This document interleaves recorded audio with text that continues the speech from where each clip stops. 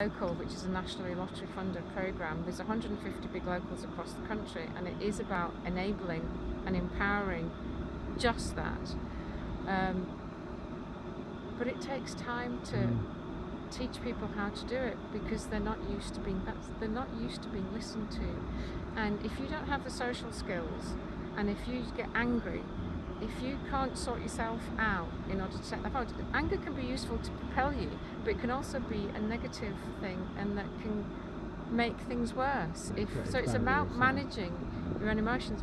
But the whole thing about not taking it personally is that you can use your own anger to propel you, but also understanding about how arguments develop and how we can teach each other what to do. And you could argue that a council could teach you civic duty, but I think it's something about communities empowering themselves. So there could be more training, but maybe the communities could ask for what sort of training they think they want. So even that could be a conversation. So lots of things now are happening is called co-production and co-delivery. And that is showing respect to both sides. So it's not saying, just because you don't know how to argue, we're going to impose this on you. Actually saying, it's a bit like legal advice. They say, actually, we'll give you £500 to go and get your own legal advice, so you're on some sort of level playing field.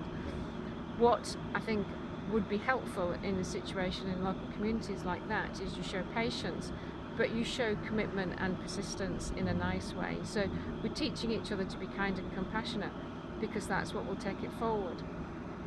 And that, if you then couple that with knowledge, then you're onto a winner. And I found from many, many years in marketing, a lot of people don't understand what abstract thinking is. So just because someone doesn't do that, you find different ways of engaging. If someone doesn't do that, then maybe visual, it may be textual, it may be just chatting.